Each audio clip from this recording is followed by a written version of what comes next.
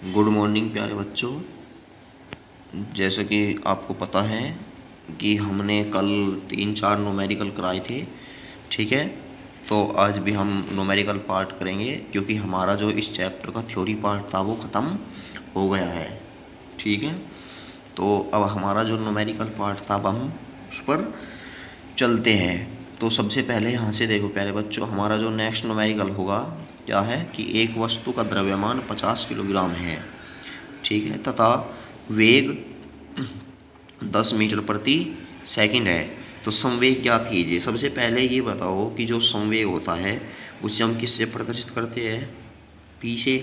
ठीक है, और संवेग की जो डेफिनेशन होती है क्या होती है कि किसी वस्तु का द्रव्यमान और वेग का गुणनफल क्या कहलाता है? हमारा संवेग कहलाता है। ये मैंने बताई थी। लेकिन इसमें जो m की वैल्यू दी हुई है वो कितनी दी है हमें बताओ। यानी कि जो m बराबर दिया है, कितना दिया है? 50 किलोग्राम। ठीक है, और जो v की वैल्यू दी है, वेग वेग हमारे पास कितना है? v बराबर 10 मीटर प्रति सेकंड। ठीक है प्यारे बच्चों, अब ये बताओ यहाँ से कि एक वस्तु का द्रव्यमान मिल गया हमें। ठीक है, अब इसके बाद में देखो सबसे पहले कि m की वैल्यू मिल गई हमें, v की वैल्यू मिल गई हमें। ठीक है, अब सबसे पहले प्यारे बच्चों देखो तुम्हारी बुक में कि जो हमें दिया है 50 किलोग्राम। ठीक है, यही, हाँ यही दिया है। तो सबसे पहले m की वैल्यू मिल गई v की। अब ये बताओ p बराबर m की वैल्यू कितनी है हमारे पास? 50, और v की वैल्यू कितनी है? 10। अब ये बताओ 50 धाम कितने होते हैं हमारे? 500। ठीक है, लेकिन इसका मात्रक क्या हो जाएगा? अब ये बताओ द्रव्यमान का मात्रक क्या होता है? किलोग्राम m का, और v का मात्रक क्या होता है? मीटर प्रति सेकंड। अब ये माइनस चिन्ह इसलिए लगाते हैं, माइनस नहीं रहता है, ये रहता है, मतलब स्पेस दे दिया कि स्पेस छोड़कर ये लिख देते हैं हम। ठीक है, अब प्यारे बच्चों देखो तुम्हारी बुक में यहाँ से 50 किलोग्राम मीटर प्रति सेकंड दे रखा है।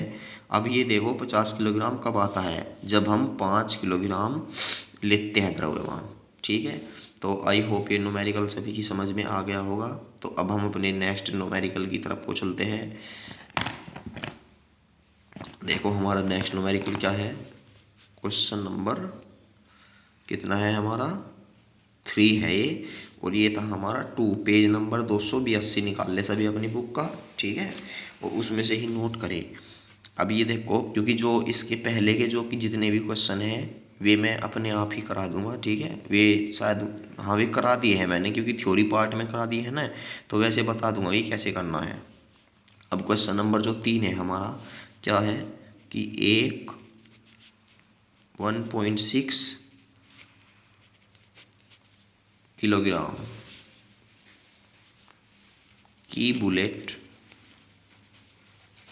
ठीक है, सबसे पहले हम क्वेश्चन नोट करते हैं। 80 मीटर प्रति सेकंड के वेग से, ठीक है प्यारे बच्चों, क्योंकि ये क्वेश्चन तुम्हारी बुक में भी है और फेयर में करना है इसको। किसी बंदूक से चलाई जाती है और हमें दिया है बंदूक का द्रव्यमान। बंदूक का जो हमें द्रव्यमान दिया है वो कितना दिया है? 16 किलोग्राम है। तो हमसे पूछा है बंदूक के पीछे हटने का वेग ज्ञात कीजिए। ठीक है पहले बच्चों, अब सबसे पहले देखो, जब भी ये ऐसे बंदूक वाले न्यूमेरिकल आ जाते हैं, ठीक है, मैंने तुम्हें एक बात बताई थी कि जो हमारा बंदूक है, बंदूक किसका एग्जाम्पल है? बंदूक का पीछे हटना है ऐसा वगैरह वगैरह, किसका एग्जाम्पल है? संवेग संरक्षण के सिद्धांत पर तो आधारित है। ठीक है, और हमने माना था कि जो हमारी ये तो है 1.6 किलोग्राम की बुलेट। ठीक है, और 16 किलोग्राम की है हमारी बंदूक। इसका मतलब जो हमारे बंदूक का द्रव्यमान माना था वो कितना माना था, m1। m1 बराबर यानी क्या है, ये बंदूक का द्रव्यमान। m1 बराबर कितना दे दिया हमें, 16 किलोग्राम। ठीक है। और जो हमें गोली दी है, गोली का द्रव्यमान, गोली का जो द्रव्यमान दिया हुआ है वो किसकी वैल्यू दे दी हमें, m2 की। कितनी है हमारे पास, 1.6 kg, ये दे दिया। ठीक। और इसके बाद जो इसने गोली का द्रव्यमान दिया है, गोली का, वो गोली का वेग दिया है, क्या दिया तीसरे नंबर पर हमें, गोली का वेग। इसे मान लिया हमने v2, क्योंकि हमने गोली का जो वेग था v2 माना था। ठीक है। तो v2 की वैल्यू कितनी है हमारे पास, ये है 80 मीटर प्रति सेकंड, क्योंकि जो वेग की वैल्यू दी है, यही तो दी है 80 मीटर प्रति सेकंड गोली के वेग की, क्योंकि इनको इतने वेग से किसी बंदूक से चलाई जाती है। ठीक है। अब दे दी। और हमसे क्या पूछा है, बंदूक का वेग पूछा है v1 कितना होगा। ठीक है। अब यहाँ से बताओ, जब मैंने बंदूक का कहना एग्जाम्पल बताया था आपको, तो बंदूक का जो एग्जाम्पल होता है क्या होता है, यही तो होता है कि जो हमारी बंदूक होती है वो संवेग संरक्षण के सिद्धांत पर कार्य करती है। तो हम क्या लिखते हैं, सबसे पहले रेखीय संवेग संरक्षण के सिद्धांत से। ठीक है। और रेखीय संवेग संरक्षण के सिद्धांत के अनुसार हमारा क्या होता है, यही तो होता है कि गोली चलने से पहले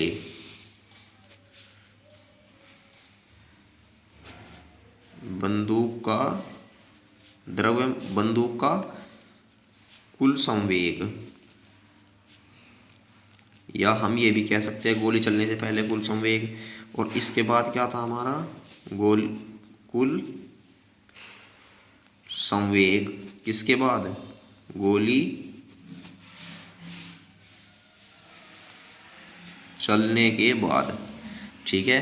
बताई थी ये बात भी। अब ये बताओ, गोली चलने से पहले जो बंदूक का कुल संवेग होगा कितना होगा, वो m1 u1 प्लस के m2 u2। हमने मान लिया कि जब ये गोली नहीं चलाई गई थी उस समय हमारा जो वेग था u1 u2 था, u1 बंदूक का, u2 गोली का। तो ये क्या होगा, m1 v1 और प्लस के m2 v2। अब हमें पता है कि जब तक गोली नहीं चलाई गई थी तो हमारी जो ये वस्तुएं थी क्या थी, रुकी हुई थी।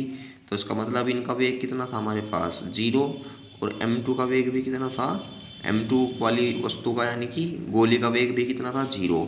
तो यहाँ से जो m1 है v1 प्लस के m2 v2, और ये सारी क्या टर्म हो गई हमारी, 0 हो गई। तो इधर जब ये 0 हो गई तो एक बल किसके बचेगा, m1 v1 और प्लस के m2 v2। लेकिन निकालना हमें क्या है, v1 की वैल्यू, तो इसे ले आते हैं हम इस साइड में। तो m2 v2, ठीक है, ये क्या हो जाएगा हमारा माइनस का, और इधर क्या बचेगा m1 v1, क्योंकि जब हम प्लस को इस साइड में लाते हैं तो क्या हो जाता है, वो माइनस का हो जाता है। और हमें v1 की वैल्यू निकालनी है, तो माइनस के m2 v2 बटे m1 v1। और हमें पता है कि हमारे पास सभी की वैल्यू है। m2 की वैल्यू कितनी है हमारे पास, कितनी है पहले बच्चों, 1.6। और v2 की वैल्यू कितनी है हमारे पास, v2 की देखो, v2 की कितनी लिखवा रखी है मैंने, 80 मीटर प्रति सेकंड। ठीक है। और अपोन में देखो, जब हमें किसकी वैल्यू निकालनी है, v1 की, तो यहाँ से काट दो, क्योंकि v1 यहाँ पर आ गया तो इसका जो m1 है इसके अपोन में पहुँच गया। m1 की वैल्यू दी है 16 ग्राम, तो यहाँ से हमने 10 हटा दिया, 16 से 16 कैंसिल। ठीक है, 16 से 16 कट गया, 10 से 80 को काट दिया, कितना आ गया हमारा, v1 बराबर 8 मीटर प्रति सेकंड। कहीं का आएगा हमारा माइनस का। अब जो हमारा ऋणात्मक चिन्ह है, ये क्या है, ऋणात्मक चिन्ह। ऋणात्मक चिन्ह क्या प्रदर्शित करता है, ये प्रदर्शित करता है कि जो बंदूक है, ठीक है, गोली के विपरीत दिशा में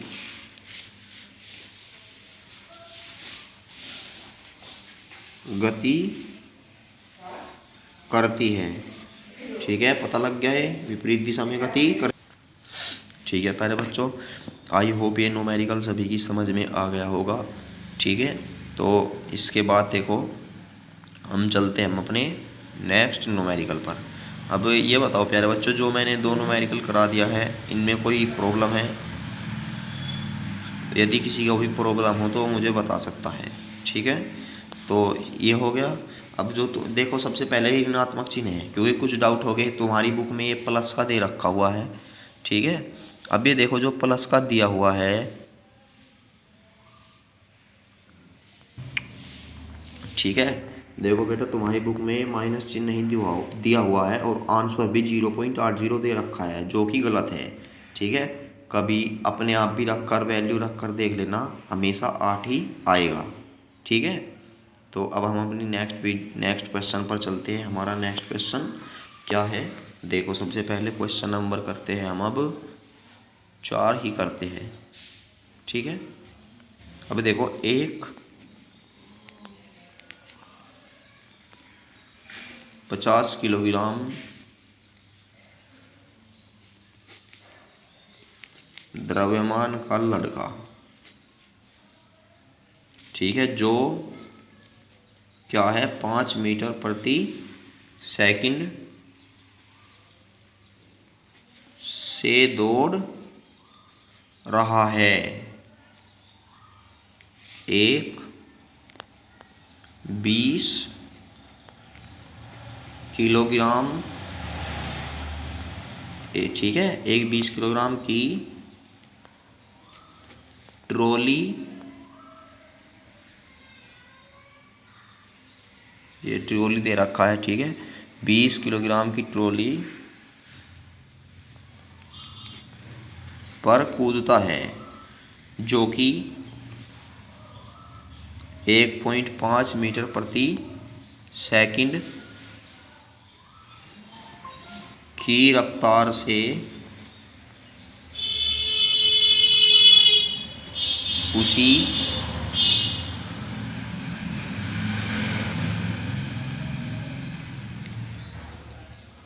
दिशा में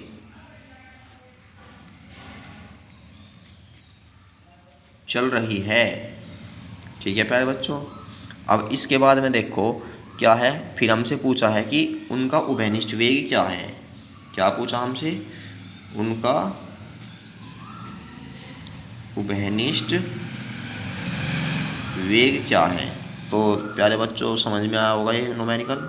चलो मैं ही समझाता हूँ इसको। अब प्यारे बच्चों देखो हमें क्या निकालना है, इसका उभयनिष्ठ विभव निकालना है। अब देखो उभयनिष्ठ विभव निकालने के लिए हमें क्या लगाना होगा इसमें भी हमें संवेग संरक्षण का नियम लगाना होगा। संवेग संरक्षण का नियम क्या है हमारा? देखो संवेग संरक्षण का नियम वही है कि जब जो हमारा लड़का है ट्रॉली में कूद जाता है, तब का संवेग बराबर किसके होगा? कूदने से पहले संवेग। यानी कि क्या लिखते हैं हम? लड़के के ट्रॉली में कूदने से पहले कुल संवेग और बराबर किसका होगा? यह होगा कूदने के बाद कुल संवेग। ठीक है, अब ये बताओ जब तक वे दोनों एक नहीं कूदे थे हमारे, ठीक है, लड़का, ठीक है, तो हमने क्या मान लिया? देखो सबसे पहले यानी कि P1 प्लस के P2, ये क्या हो जाएगा? P1 डैश प्लस के P2 डैश, क्योंकि हमने जब ये कूद जाते हैं, ठीक है, तब तो मान लिया हमने क्या है कि उनका संवेग P1 और P2 है, और कूदने के बाद उन दोनों का संवेग कितना हो जाता है? P1 dash P2 dash. अभी बताओ P1 की वैल्यू क्या हो जाएगी हमारी? डायरेक्ट रख देते हैं। कितना दिया है लड़के का द्रव्यमान? 50 किलोग्राम, और किस वेग से गतिमान है वो हमारा? 5 मीटर प्रति सेकंड। इसी प्रकार P2 की वैल्यू कितनी दी हुई है हमें? 20 किलोग्राम, और वेग दिया है ट्रॉली का 1.5 मीटर प्रति सेकंड। ठीक है, अब यहाँ से इन दोनों का उभयनिष्ठ विभव निकालना है, यानी 50 गुणा उभयनिष्ठ विभव क्या है, हमने मान लिया v, और ये है 20, इसका भी कितना हो जाता है v, क्योंकि दोनों में कॉमन है। उभयनिष्ठ का मतलब होता है कॉमन, यानी दोनों का विभव, कॉमन विभव कितना होगा, क्योंकि कूदने के बाद दोनों क्या है, एक ही साथ चलते हैं। अब ये बताओ 50 की हम 5 में मल्टीप्लाई करते हैं 250, अब जब हम 15 की इसमें मल्टीप्लाई करते हैं तो हमें मिलता है 30। तो यहाँ दोनों से क्या कॉमन है, v कॉमन है। ब्रैकेट में क्या बचेगा, 50 प्लस के 20, तो 250 और 30 हमारे क्या हो जाएंगे, 280, और 50 और 20 क्या होते हैं हमारे 70, और इंटू में क्या है v, 70 से हमने 280 को काट दिया तो v का मान कितना आ जाएगा हमारा, 4 मीटर प्रति सेकंड। तो आई होप प्यारे बच्चों सभी को समझ में आया होगा। तो अब हम चलते हैं हम अपने नेक्स्ट न्यूमेरिकल पर। देखो एक बार और, जो ये न्यूमेरिकल कराया है ये क्या है, हमारे समवेग संरक्षण के सिद्धांत पर बेस्ड है, ठीक है। तो देखो एक बात वैसे बता देता हूँ डायग्राम के हिसाब से, कि देखो ये बताओ, ये हमारी ट्रॉली है, ठीक है, और ये हमारा लड़का है। यानी जैसे ही लड़का क्या है, दोनों अलग अलग वेग से गतिमान हैं, अब इनके द्रव्यमान भी है, तो इसका मतलब इनमें संवेग होगा। और जैसे ही लड़का ट्रॉली पर कूद जाता है, ठीक है, जैसा ही जो लड़का है ट्रॉली पर कूद जाता है तो क्या होता है कि दोनों एक ही वेग से गतिमान हो जाते हैं। यानी है तो दोनों के द्रव्यमान ही, बट क्या है, इनके जो वेग है वे अलग अलग थे। अब क्या है, उभयनिष्ठ यानी कॉमन ही वेग होगा, क्योंकि जिस वेग से ट्रॉली चलेगी उसी वेग से लड़का चलेगा, तो कॉमन वेग भी हो गया, ठीक है। तो अभी इसीलिए हमने क्या लगाया कि लड़के के ट्रॉली में कूदने से पहले उनका जो कुल संवेग था और कूदने के बाद का जो कुल संवेग है, ठीक है। तो इसीलिए हमने लगाया फॉर्मूला। अब हमने माना था कि कूदने से पहले उनके संवेग P1 P2 और कूदने के बाद P1 डैश और P2 डैश हो जाते हैं। आफ्टर दैट हमारे पास जो जो वैल्यू थी हमने वो वैल्यू रख दी और फिर इसको सोल्व कर दिया। अब हम अपने नेक्स्ट न्यूमेरिकल पर चलते हैं, क्या है। अब देखो हमारा जो नेक्स्ट न्यूमेरिकल है ये क्या है, क्वेश्चन नंबर 6।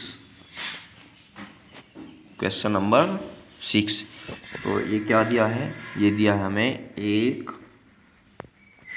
किलोग्राम द्रव्यमान की एक गेंद x 2 मीटर प्रति सेकंड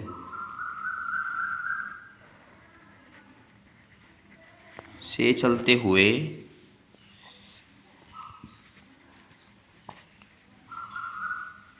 विराम अवस्था वाली समान गेंद y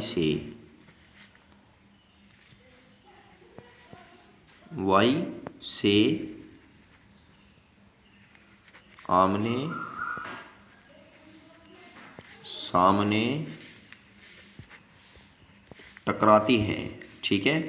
और फिर इसने कहा है कि जो x है, x रुक जाती है तथा y चल पड़ती है। तो इसके बाद हमें कहा गया कि टक्कर के बाद y का वेग ज्ञात कीजिए, ठीक है प्यारे बच्चों। अब देखो y का वेग ज्ञात करना है हमें। इसने कहा सबसे पहले डायग्राम से समझते हैं हम, ठीक है। ये बना लेना फिर में कि हमारे पास दो वस्तु है x और एक है y, ठीक है। जब हमारे पास दो वस्तु है, सबसे पहले देखो संवेग संरक्षण का सिद्धांत क्या है। हमने मान लिया इसका द्रव्यमान कितना है m1, इसका द्रव्यमान है m2 और प्रारंभिक वेग जो u1 है इसका है u2। देखो u1 तो दिया इसने हमें कितना, 2 मीटर प्रति सेकंड, यही तो दिया इसने कि x 2 मीटर प्रति सेकंड से चलती है। और जो y है, y क्या दे दिया हमें, विराम अवस्था, यानी जब भी विराम अवस्था की बात आती है तो उसका वेग क्या देते हैं, ठीक है प्यारे बच्चों। अब देखो y क्या बताया इसने, विराम अवस्था, समझ में आ गया। विराम अवस्था का मतलब है 0। फिर इसने कहा कि ये दोनों एक दूसरे से टकरा जाती है, ठीक है। क्या होता है, दोनों एक दूसरे से टकरा जाती है। अब देखो इसका जो द्रव्यमान है ये भी लिख दो, m1 बराबर दिया हमें 1 kg। अब इसने कहा कि समान, क्या बताया कि समान गेंद, समान गेंद का मतलब है कि इसका भी जो द्रव्यमान है वो कितना होगा, 1 kg होगा, ठीक है, टकरा गई हमारी। और टकराने के बाद इसने कहा कि जो हमारी एक्स गेंद थी, ठीक है, और जो हमारी वाई गेंद थी, यानी टकराने के बाद हमने वेग मान लिया v1 और इसका मान लिया v2, ठीक है। तो टकराने के बाद जो कह रहा एक्स है वो तो हो जाती है 0, और ये पूछ रहा कि v2 की वैल्यू कितनी होगी। तो प्यारे बच्चों समझ में आ गया होगा ये न्यूमेरिकल। अब दोनों का द्रव्यमान कितना है, इसका भी 1 kg, इसका भी 1 kg। अब सबसे पहले मैंने संवेग संरक्षण का सिद्धांत ही लगेगा इसमें, क्योंकि इसने हमें क्या दिया है, m1 दिया है, m2 भी दिया है, u1 दिया है, u2 दिया है, v1 दिया है, v2 पूछ रहा है। अब ये बताओ संवेग संरक्षण के सिद्धांत के अनुसार, ठीक है, किसके, संवेग संरक्षण के सिद्धांत के अनुसार, क्योंकि जब भी टक्कर होती है तो सबसे पहले मैंने जो संवेग संरक्षण कराया था ये टक्कर के बारे में ही तो बताया था सबसे पहले कि उनका वेग v1 v2 हो जाता है। देख जो डेरिवेशन कराया था वो m1 u1 plus m2 u2 equal m1 v1 plus m2 v2, ठीक है। तो संवेग संरक्षण का सिद्धांत क्या था हमारा, उसके अनुसार क्या होगा कि टक्कर से पहले जो कुल संवेग है, ठीक है, इक्वल किसके होगा, टक्कर के बाद कुल संवेग के। तो प्यारे बच्चों समझ में आ गया होगा ये। अब ये बताओ टक्कर से पहले कुल संवेग कितना हो जाएगा हमारा, क्योंकि संवेग क्या होता है, m और v का, द्रव्यमान और वेग का गुणनफल, और टक्कर से पहले तो द्रव्यमान m1 ही रहेगा, और इसका जो वेग है कितना है u1, ये कितना है दूसरा m2 u2 इक्वल किसके होगा m1 v1 और प्लस के m2 v2, ठीक है। अभी यहाँ पे देखो सभी की वैल्यू दी हुई है। अब ये बताओ m1 की वैल्यू 1 किलोग्राम, u1 की वैल्यू का मान 2 मीटर प्रति सेकंड, m2 का मान भी कितना है 1 किलोग्राम, और u2 का मान कितना है 0। m1 का वैल्यू कितनी दी है 1 किलोग्राम, v1 की वैल्यू दे दी इसने 0, क्योंकि v1 की वैल्यू 0 क्यों लेंगे हम, इसने कहा कि जब जो वस्तु है ये दूसरी वस्तु y से टकरा जाती है तो विराम अवस्था में आ जाती है। तो इसका मतलब विराम अवस्था का मतलब ही क्या बताया था मैंने कि जो दूसरी वस्तु है इसका वेग कितना हो जाएगा हमारा 0। बस तुम्हें एक बात ध्यान रखनी, जब भी किसी वस्तु को बोलता है कि विराम अवस्था में है तो हमेशा उसका जो वेग है कितना लेना है, 0 लेना है, ठीक है। विराम अवस्था का मतलब बताया था कि जो समय के साथ अपनी स्थिति में परिवर्तन नहीं करती, ठीक है। अब ये बताओ m2 का मान 1 है और हमसे क्या पूछ रहा v2 की वैल्यू। अब 2 एकम 2, और ये किसी भी चीज़ में क्या कर दो 0 की मल्टीप्लाई कर दो तो 0 आता है, तो ये भी 0, और ये क्या आएगा v2 एकम v2। अब ये तो 0 है तो v2 की वैल्यू कितनी आएगी हमारी 2 मीटर प्रति सेकंड। तो प्यारे बच्चों आई होप आपको ये समझ में आया होगा न्यूमेरिकल, ठीक है। आपको अच्छी तरह इसको करना है। तो इसके बाद में एक न्यूमेरिकल और करते हैं, उसके बाद फिर आपको हम कुछ इसके अलावा जो हमारी क्या है न्यूमेरिकल है 3-4 न्यूमेरिकल देंगे आपको, ग्रुप में डाल देंगे, ठीक है। और यदि और जिसे आपको अपने ही घर पर करना है, जिससे न होई वो मुझे बता दे, ठीक है। तो हम चलते हैं अपने नेक्स्ट न्यूमेरिकल पर। नेक्स्ट न्यूमेरिकल है हमारा कौन सा, 7। तो हम अपना न्यूमेरिकल करते हैं, क्वेश्चन नंबर 8 करते हैं, 7 को तुम्हें ही करके देखना है, ठीक है। तो ये देखो क्या है, एक कार A, ठीक है, ये है जिसका द्रव्यमान कितना है 2000 किलोग्राम है और 10 मीटर प्रति सेकंड से गतिमान है, ठीक है। ये है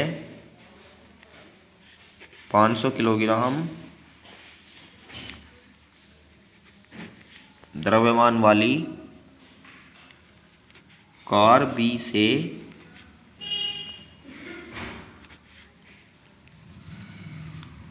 आमने सामने, ठीक है, यानी आमने सामने टकराती है, लिख दिया।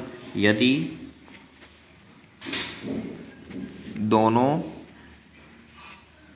कार टकराने के बाद, ठीक है, क्या है, विराम अवस्था में आ जाती है, विराम अवस्था में आ जाती है, तो कार B का वेग क्या होगा। ठीक है प्यारे बच्चों, इससे क्या पूछा है, कार B का वेग, यानी सबसे पहले इसने हमें कार A का द्रव्यमान दे दिया, हमने इसको m में लिख दिया, इतना दे दिया, और कार B का द्रव्यमान कितना दे दिया, 10 मीटर प्रति सेकंड। ठीक है, और इसके बाद हमसे क्या दिया है, इसने VA दे दिया 10 मीटर प्रति सेकंड, यानी ये तो देखो जो MB है, वस्तु का द्रव्यमान कितना दिया हमें, 500 kg दिया, यानी दूसरी कार का द्रव्यमान, ये मैंने वेग लिख दिया इसमें दूसरी वस्तु का। तो VA बराबर देते 10 मीटर प्रति सेकंड, हमसे पूछ रहा है VB, तो इसमें भी बिल्कुल सेम ही है, क्या करना है, संवेग, क्योंकि टक्कर हुई है ना, संवेग संरक्षण के नियम से। अब ये बताओ, संवेग संरक्षण के नियम से वही क्या था कि टक्कर से पहले कुल संवेग, और बराबर क्या होगा, टक्कर के बाद कुल संवेग। अब टक्कर के पहले क्या हो जाएगा, संवेग कितना था, यानी प्रारंभिक वेग दे दिए, बट डायरेक्ट वैल्यू रखते हैं अब हम, यानी टक्कर से पहले तो दे दिया इसने 2000 मल्टीप्लाई 10, और टक्कर के बाद कितना दे दिया, टक्कर से पहले ही दिया, MB की वैल्यू कितनी दी हमें, यही तो दी MB की वैल्यू 500, क्योंकि P1 P2 संवेग MV तो होता है 500, और मल्टीप्लाई V भी हमें ज्ञात करना है।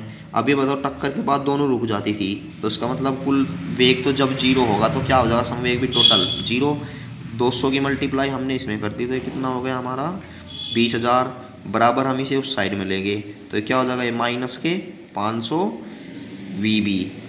ठीक है, अब इसके बाद में जो VB बराबर आएगा, कितना आएगा, माइनस के 20,000 और बटे 50। जब हम 50 को 20,000 को काटते हैं 50 से, तो कितना आता है, माइनस के 40 मीटर प्रति सेकंड। ठीक है, तो हम ये माइनस चिन्ह देखो, जो ये माइनस चिन्ह है ये क्या है, ये देखो कि जो हमारा निगेटिव चिन्ह है, निगेटिव चिन्ह वेग की किसे प्रदर्शित करता है, विपरीत दिशा को प्रदर्शित करता है। तो इसीलिए VB बराबर क्या हो जाएगा हमारा 40 मीटर प्रति सेकंड। विपरीत दिशा का मतलब क्या है, यहाँ पर है कि एक कार तो हमारी इस साइड में चल रही है, और जो कार आ रही है इसके विपरीत दिशा में आ रही है। ठीक है, तो आई होप प्यारे बच्चों आपको ये न्यूमेरिकल सभी को समझ में आए होंगे, और आपको हम कुछ न्यूमेरिकल भी देंगे आज, जिसे आपको सोल्व करने हैं। ठीक है, और उन्हें सोल्व करने के बाद हम आपको कल से नेक्स्ट चैप्टर चला रहे हैं। ठीक है, तो आई होप ये चैप्टर आपको अच्छी तरह समझ में आ गया होगा। जिस बच्चे की समझ में न आया हो, ठीक है, तो वो मुझे बता सकता है। तो आप क्या कर सकते हो, वीडियो को पुनः देखें, ज़रूर समझ में आ जाएगा। तो thank you for watching my video, मिलते हैं हम अपनी नेक्स्ट वीडियो में।